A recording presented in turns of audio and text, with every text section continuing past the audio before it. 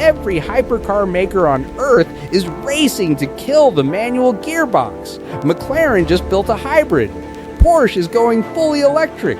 Ferrari's next flagship runs on axial flux motors and a battery pack. One company looked at all of that and spent millions of dollars proving them wrong. This is the car that just made the future optional. It's called the Hennessey Venom F5-M, and it just made its debut at the Goodwood Festival of Speed, one of the biggest stages in the automotive world. By the end of this video, you'll understand 3 things most people don't know yet. Why a Texas company bet against the entire hybrid hypercar movement. What it actually costs to build the most powerful manual production car ever made. And why only 12 people on the planet will ever own one. We'll get to the horsepower number in a moment. But first, you need to understand exactly what Hennessey was competing against and why nobody expected them to win this fight with a stick shift. 2026 was supposed to be the year the manual gearbox finally disappeared from the top of the automotive world. McLaren's new W1 arrived with over 250 horsepower built around a hybrid system with active aerodynamics and electric motors doing part of the work.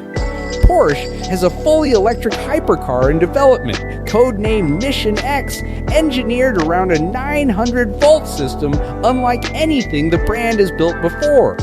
Even Ferrari, the company that once refused to put a paddle shifter in anything, is preparing an electric flagship of its own. The message from almost every major manufacturer was the same. The era of rowing your own gears at the top end of performance was over.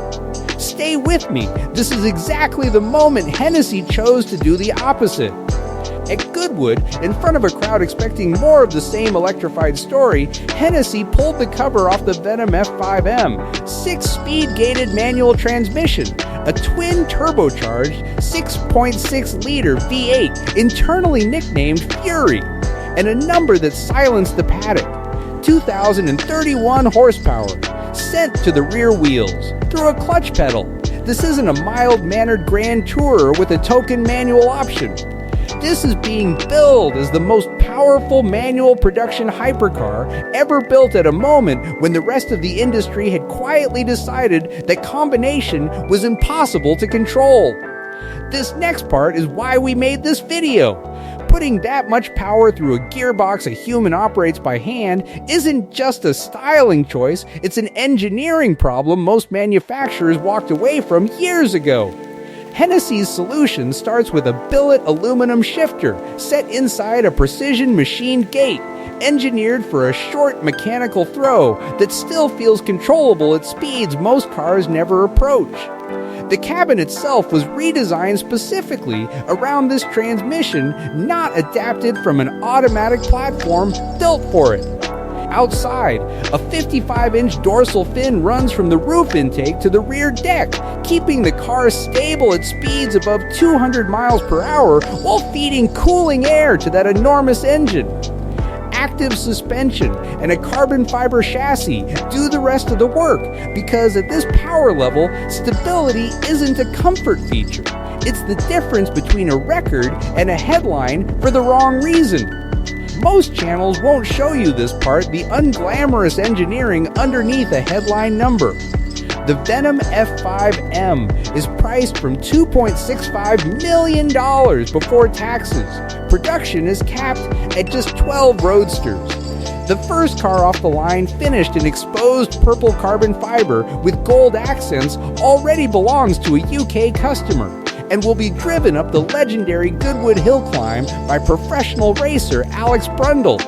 Buyers aren't just writing a check. Either through Hennessey's personalization program, owners can commission bespoke details down to a 24-karat gold badge and custom family name stitching in the cabin. 12 cars. One gearbox nobody else is building anymore. A price tag that puts it firmly in territory usually reserved for hybrid and electric hypercars that are actually easier to engineer. I need you to picture this. The same money that buys a fully electric hypercar from a rival brand buys you the last of something instead. Because Hennessey is betting that horsepower alone stopped being the story a long time ago.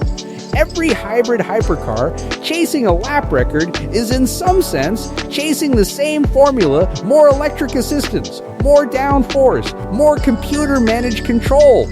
The Venom F5-M removes the safety net entirely and dares the driver to manage 2,031 horsepower with nothing but a clutch pedal and a gate. That's not a step backward. That's a company deciding the manual hypercar wasn't dead, it just needed someone willing to spend millions proving it.